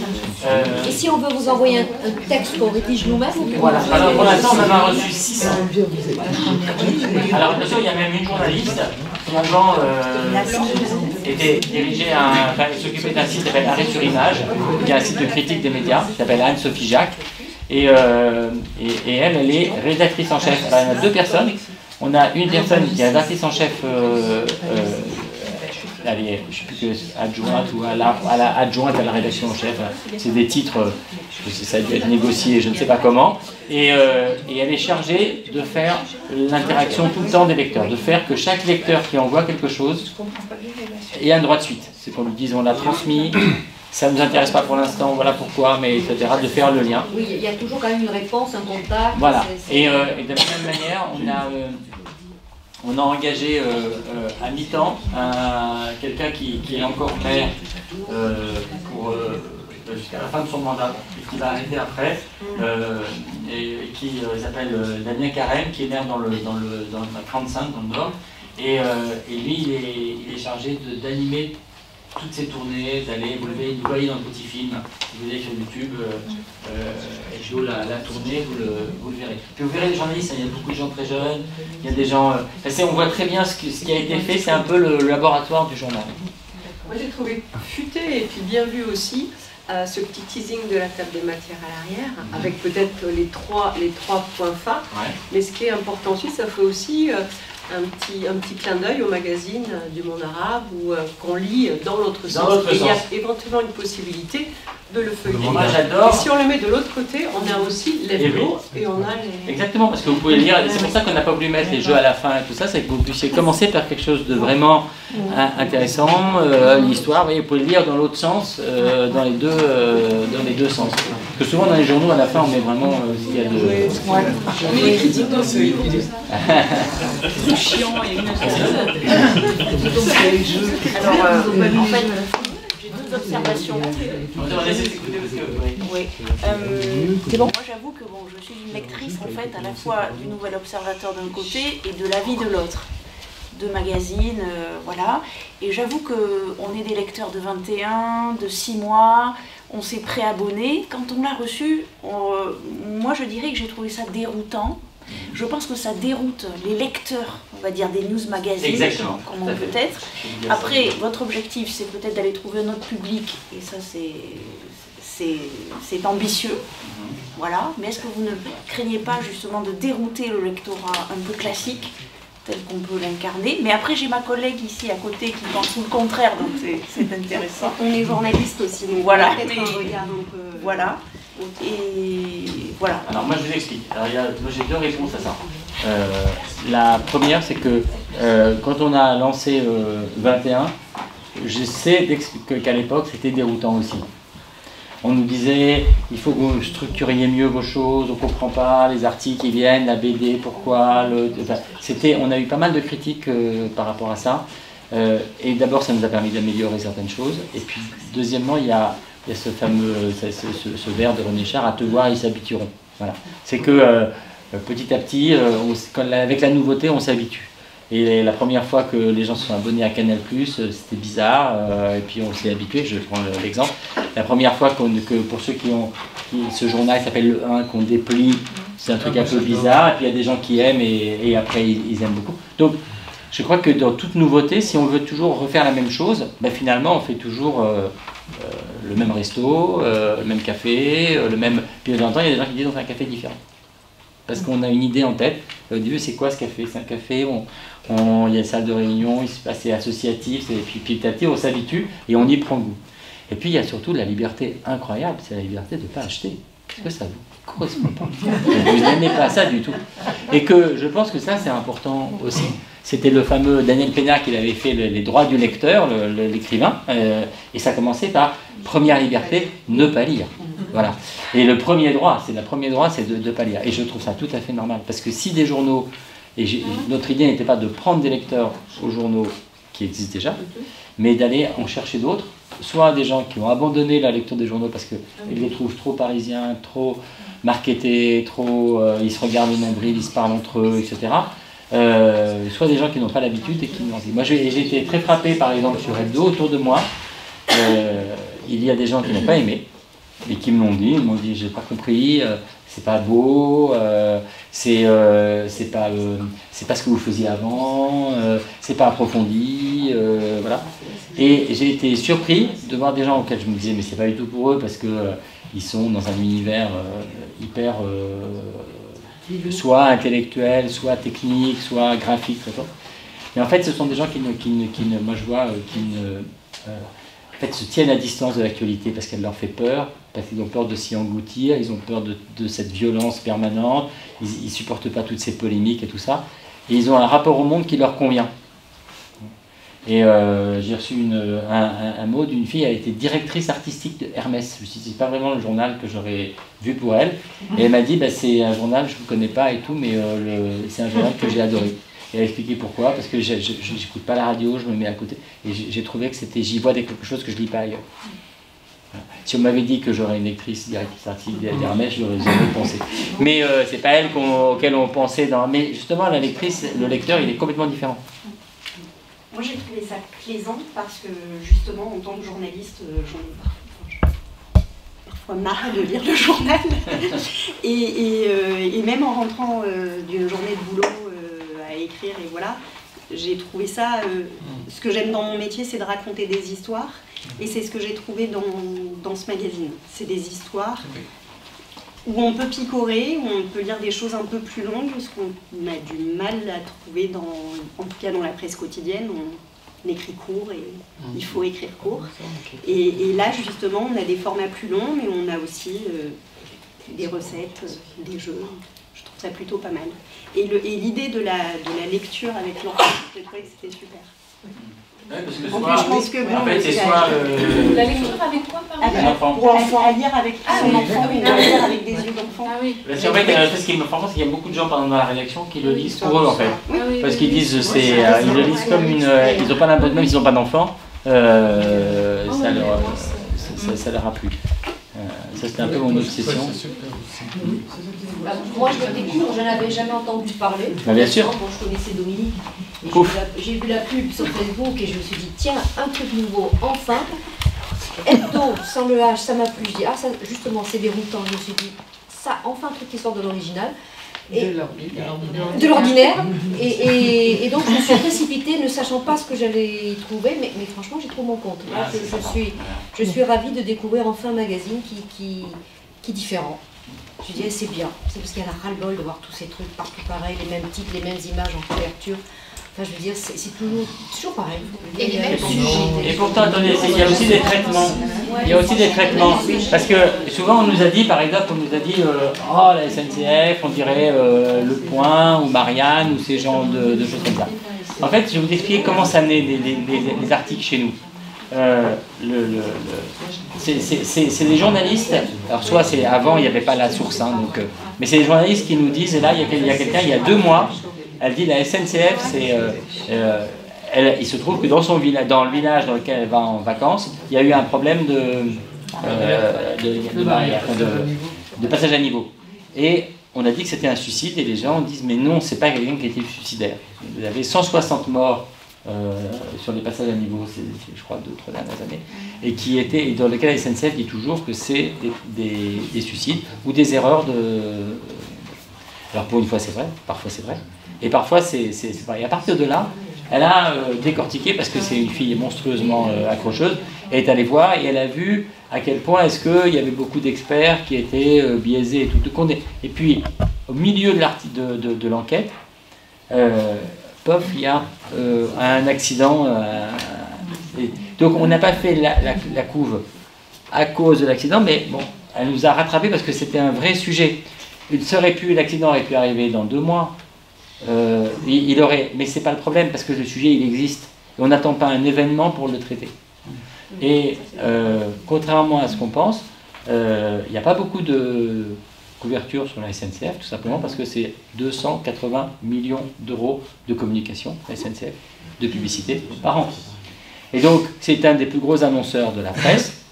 Donc, il y a tout un article sur Guillaume Pépi, le PDG, de voir comment est-ce que il fait des médias training, et il s'entraîne aux médias avec les directeurs de chaînes, machin, etc. Tout ça, c'est un monde qui se brasse beaucoup, parce que 260 millions, c'est beaucoup d'argent. Qui sont, et ça s'appelle comment Pépi contrôle la presse. Bon, donc, vous voyez, ça nous permet de faire, donc, sur un sujet apparemment qui existe dans le... C'est une vraie pertinence, et ça nous a semblé pertinent. Comme je vous donne le sujet qui, sauf événement exceptionnel, sera la une du numéro 3, il y a des gens qui vont dire, ah, vous mettez le sexe en couverture. Voilà. Et en fait, c'est une jeune journaliste, et là aussi, c'est une des premières qu'on a recrutées au mois de juillet dernier, et elle nous a alerté sur quelque chose que moi je connaissais en tant qu'éditeur, parce que j'ai vu monter ça. C'est, en gros, il y a eu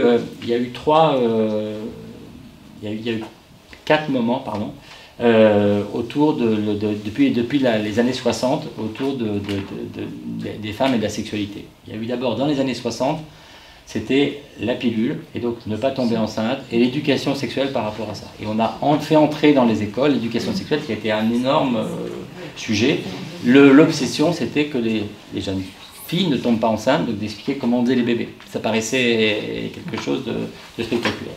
Jusqu'à la loi de Neuwirth, qui est là, c'est 67, qui est la loi de Neuwirth sur la pilule. Puis après, il y a eu la deuxième étape, ça a été le mouvement féministe après 68, autour des droits des femmes. Donc, de récupérer les droits, les mêmes droits, le droit de maîtriser son corps, et donc l'avortement, tous les débats autour de l'avortement, et l'égalité des droits, etc. Il y a même des journaux féministes, il y avait un journal qui s'appelait F Magazine, et tout ça, c'est les années 70, puis qui s'est arrêté. Et il y a à peu près 20 ans, est arrivé un autre mouvement avec un livre, qui est d'abord une pièce de théâtre, et c'était un livre qui s'appelle Les monologues du vagin, je ne sais pas si vous avez entendu parler, et c'était une américaine qui c'est des témoignages de femmes qui racontaient leur relation avec la sexualité, et ça a été quelque chose, tout d'un coup, les monologues du vagin, on me dit, mais c'est quoi? Je vais aller voir ça, bon, et ça a été un vrai mouvement. Et depuis une dizaine d'années, alors c'est venu dans les pays du Nord, d'abord la Norvège, la Finlande, la Suède, etc. Et c'est en Allemagne, et c'est en train de... Et ça, c'était avant le mouvement MeToo et Balance ton porte à tout ce qu'on voit actuellement. C'était une revendication, pas une revendication, une éducation sexuelle complètement différente autour du clitoris, puisqu'il y a beaucoup de gens, et je crois qu'il y a un sondage, c'est 40% des gens qui ne savent pas où le placer et à quoi ça sert, et de se rendre compte à quel point est-ce que c'est le cœur, je suis désolé si je choque des gens, c'est le cœur c'est un organe extrêmement important, c'est le cœur de la sexualité, et alors... Hein, moins gros que ce que vous montrez. C'est un peu plus gros, derrière. Et donc, à travers ça, ils ont fait des films, et ils ont voulu remettre dans tous les livres d'anatomie, non plus un petit bouton, mais de montrer l'importance que ça avait, et de faire qu'à partir du sexe de l'homme, il y a aussi le sexe de la femme, qui n'est pas simplement le vagin, mais qui est la source du plaisir, qui est le clitoris. Et à travers ça, ça a été quelque chose d'énorme, c'est un vrai mouvement. C'est un vrai mouvement. Et un vrai mouvement, il y a des vidéos, il y a des... Et c'est quelque chose d'important, parce qu'à travers cette représentation du clitoris, ça veut dire que on se réapproprie le corps, on le connaît, on le voit, il y a des bandes dessinées, il y a plein de choses, etc. Donc on va faire la une du journal. Quand je suis parti, c'était la discussion, ça s'appelle Au plaisir des femmes, et c'est la nouvelle révolution, la révolution de l'éducation sexuelle, et c'est ça. Et l'article, vous verrez, il est très informatif, intéressant, il n'y a rien de vulgaire, de putassier, etc. C'est tout à fait passionnant, ça. Et c'était avant tout ce mouvement de dire qu'on a vu derrière lui, on sent des choses de la société, on les rencontre. Et on ne s'interdit rien. Il n'y a pas de sujet interdit, il y a une manière de les raconter qui est interdite.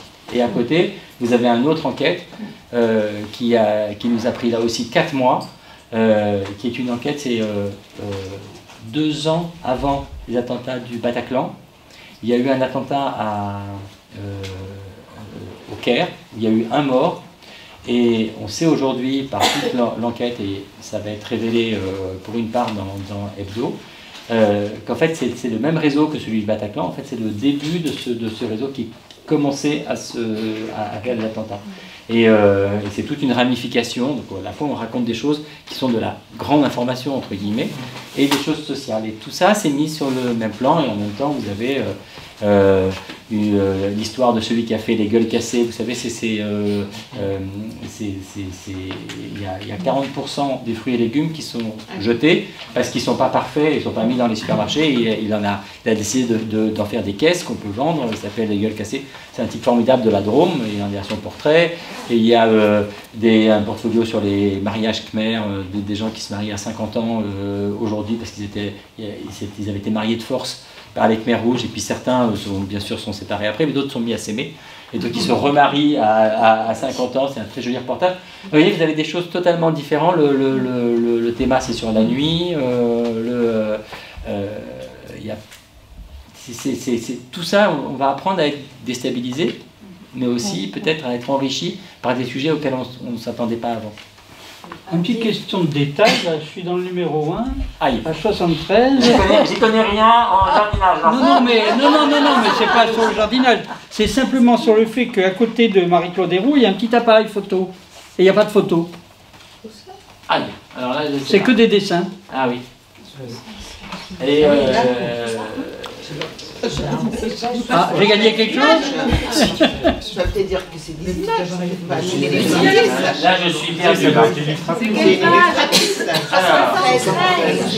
73. C'est la photo de la page 72. C'est la photo. Non. La photo de la page 72, j'allais signer. Mais c'est une erreur. En fait, ça veut dire que c'est l'illustration. D'accord.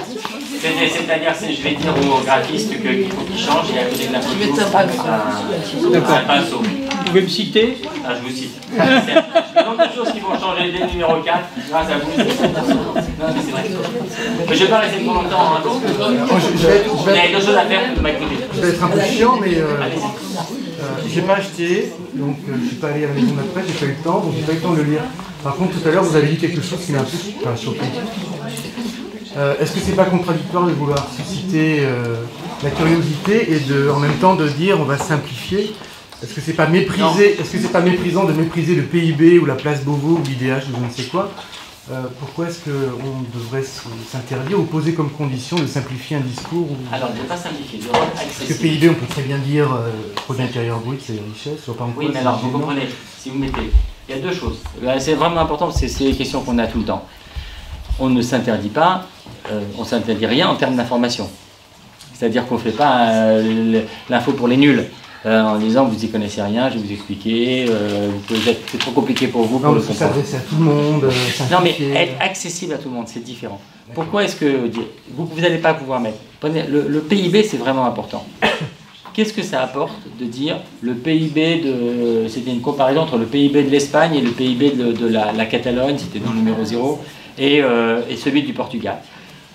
Quelle est la différence en disant la richesse de la Catalogne c'est supérieur à la richesse du Portugal, au lieu de dire le PIB. Le PIB, vous coupez de 3/4 des gens qui ne savent pas ce que c'est, parce que je voudrais demander comment est-ce qu'on calcule le PIB, ce que c'est que le PIB. Il y a plein de gens qui ont... Ça pourrait peut-être pousser les gens à aller se renseigner. Mais alors, ou bien on met entre parenthèses PIB et non, mais sans donner la définition avec un lexique évidemment, mais se dire tiens je vais mettre richesse parce que les 3/4 des gens ne vont pas comprendre, je trouve que c'est un peu méprisant pour les... Mais moi je te parle méprisant parce qu'il y a plein de domaines dans lesquels je ne suis pas compétent.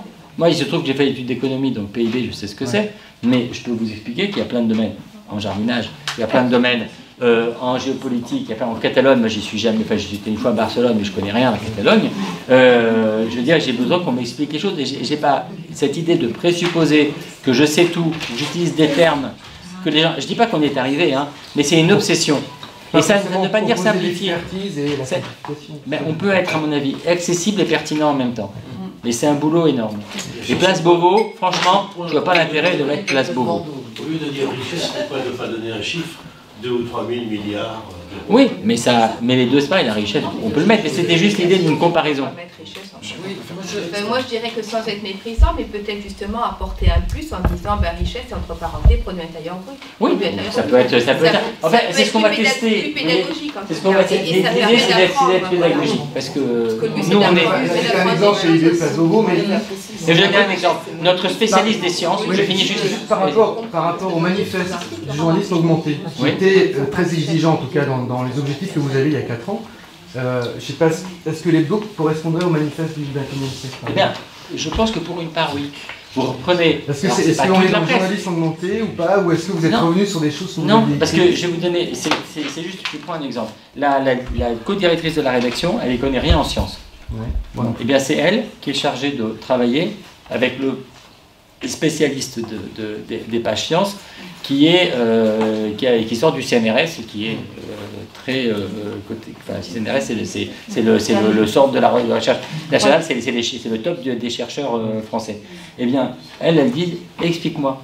Je veux comprendre. Si moi je comprends, et lui il fait des articles il essaie de faire des articles sur ce qui lui paraît le plus important. Mais l'accessibilité, je comprends. Voilà. Mais c'est ça que j'appelle l'accessibilité. C'est ce travail permanent. Et je peux vous dire, pour avoir travaillé, vu des gens, que ce n'est pas l'obsession de certains journaux. Qui au contraire... Excuse-moi. J'ai trouvé que justement ce parti pris, c'était sortir de cet entre-soi qu'on trouve dans tous les journaux. Une espèce de codification de certains thèmes, de certaines thématiques ou de certains propos, et qui sont toujours traités et formulés de la même façon, avec effectivement un présupposé et une orientation qui est parfois pas si nette que ça, et qui mérite, qui mérite, moi je trouve, de se décaler justement de cet entre-soi parisien qui est, nous on parle tous de la même chose. Là je caricature en disant ça. Oui, mais on le sent vraiment. Mais c'est quand même ça. Et moi j'ai apprécié justement ce langage assez limpide au fond, et qui n'est pas cette codification là. On entend des journalistes dans différentes émissions, etc., ou les spécialistes, etc. Ils parlent tous de la même façon. Moi je défends pas les experts, je déteste, mais voilà, mais c'est ça, et là j'ai trouvé quelque chose d'un peu, enfin là, pas que là, mais un peu différent justement, et j'apprécie. Sortir des cycles, c'est agréable aussi, parce qu'on passe notre vie avec des cycles, des non mais c'est pas, d'accord, mais c'est pas une question pour poser comme principe. Moi ça me choque pas de mettre, non mais ça c'est un exemple. Oui. Mais poser comme principe, il y aurait un langage parisien ou parisianiste, PIB ou Place Beauvau, et en gros de dire pour les autres ou pour la province ou je ne sais quoi. Place Beauvau, c'est complètement con. Non mais c'est des exemples. Non, mais c'est des exemples. Mais honnêtement, Place Beauvau à Clamart, qui est à peu près à 4 stations de métro, ils savent pas ce que c'est. Oui, non mais ça c'est des exemples. Mais, je veux dire, mais c'est des exemples qui sont. Est-ce que c'est opposer ce parisianisme avec une soi-disant transparence, accessibilité qui s'adresserait à tout le monde, parfois ça peut être méprisant de penser qu'on va s'adresser à tout le monde comme si tout le monde était crétin. Mais j'ai pas dit que tout le monde était crétin, c'est en dehors de mon domaine, j'ai 14 ans. Cette phrase, c'est notre obsession. Il est paléontologue au Collège de France, donc c'est pas vraiment un crétin. Voilà. Mais je vais pas aller lui expliquer des choses en paléontologie. En revanche, quand il arrive dans n'importe quel autre domaine, de s'adresser à lui parce qu'il n'a pas les connaissances. Ça ne veut pas dire qu'il est bête, c'est qu'il n'a pas les connaissances. On a tous une intelligence, voire une intelligence supérieure. Dans plein de domaines, il y a 7 ou 8 formes d'intelligence, etc. Même, elle peut être une intelligence livresque, mais tu ne connais pas tout sur tout. Et ce présupposé technicien, il est incroyable. Moi, je te prends n'importe quel journal d'information générale, hein, pas tous, mais ceux-là, ils présupposent un nombre de choses qui sont dingues. Patrick Saint-Exupéry, il a été 5 ans correspondant à Moscou pour le Figaro. Et il m'a dit que quand il est revenu, il a mis 6 mois avant de pouvoir lire un hebdomadaire. Il ne savait pas de qui on parlait, et il ne savait pas de quoi est-ce qu'on parlait. Parce que tous ces gens, c'est quand on est un peu loin. Et, il y a d'entre-soi. Moi, il me semble que c'est pas une simplification, c'est plutôt la recherche du mot juste. Et ça, c'est pas donné à tout le monde. Je crois qu'il y avait un décalage par rapport au manifeste. Je ne sais pas ce que tu en penses. Mais c'est possible. Hein. En tout cas, nous, on s'est dit qu'on ne voulait pas faire la même. On a identifié ce trou noir justement en discutant avec. Puis même pour nous. Moi, c'est un journal que j'aurais acheté. J'ai préféré le fabriquer parce que c'était plus simple. Mais de toute façon, hebdo, c'est pas 21. Ça n'a rien à voir. Mais je faisais pas la référence au fait de. Vous risquez pas d'être un peu superficiel? Et c'est tout l'enjeu. Et les lecteurs nous disent attention. Et c'est tout ce qu'on voit de plus en plus, et c'est le travail qu'on fait avec les journalistes. Par exemple, pour tout vous dire, il y a des articles que j'ai dans les 2 premiers numéros. J'ai dit attention. Il faut pas perdre en exigence. C'est pas parce qu'on a juste moins de place qu'il faut être. C'est même beaucoup plus difficile de faire quelque chose de court et très fort que de. Voilà. Et nous, il faut qu'on progresse pour être à la hauteur du projet. Sur les articles, vous pouvez rester effectivement simple pour être le plus pédagogue, etc. Et est-ce qu'en faisant intervenir des spécialistes avec leur façon de présenter les choses, pour et contre, c'est-à-dire en mettant un équilibre d'idées, ça peut pas apporter une plus-value à l'article? Ça pourrait. Mais on essaie de voir des gens, hein. Vous allez voir dans le... Il y aura un dossier sur la nuit, il y a un astrophysicien qui s'exprime. Mais je suis d'accord qu'il faut trouver... Simplifier la manière de dire les choses ne veut pas dire simplifier ce qui est dit. Voilà, exactement. Et je suis... merci à tous ceux qui sont là, on va pas rester dessus. Oui. Merci d'être venu. Moi, dans ce prolongement, justement, alors vous avez fait le choix de prendre une rédaction relativement jeune, et tant mieux. Mais par exemple, est-ce qu'il ne vous manque pas justement une plume un petit peu forte ou identifiable? Par exemple, moi, alors c'est dommage, vous voyez, le Nouvel Obs, maintenant je le trouve parfois un peu fade, parce que j'aimais beaucoup Claude Askolovitch. Il a été débauché pour aller à Vanity Fair. Je vais vous donner une petite info, il va redevenir directeur de la rédaction. Du Nouvel Obs? Ouais. Ah, mais ça c'est une C'est une nouvelle. info que j'ai eue dans le train tout à l'heure. À la place de Croissando? Oui. Ah ouais? Ah ouais. C'est la rumeur de l'entreprise. Ce qui n'enlève rien. Ce qui n'enlève rien à sa question pour Hebdo. Est-ce que, à un moment donné, ça va pas manquer d'avoir quelqu'un qui a un peu plus d'expérience? Ah, bon, Léna Mogé, par exemple, j'adore ce qu'elle fait parce que je l'ai suivie aussi avant et tout ça. Mais à un moment donné, moi je suis comme ça, j'ai besoin d'admirer les gens qui écrivent dedans, quoi. J'ai besoin, voilà. Et Johnny Hallyday est mort. Est-ce que oui, mais... Vous avez raison. Voilà, il se lève, il s'en va et tac. Il ne faut pas quelqu'un justement qui soit identifié. Alors il y a des... D'abord, dedans, il y a quelques plumes que vous allez voir qui sont... Il y a quelques plumes qui sont à mon avis très bonnes. Voilà. Et l'idée, c'est qu'on transforme ces jeunes journalistes en gens que vous admirez. Et vous allez les admirer parce que vous allez voir qu'ils sont capables de faire des choses étonnantes et qu'ils vont progresser grâce à vous. En tout cas, c'est ça le pari.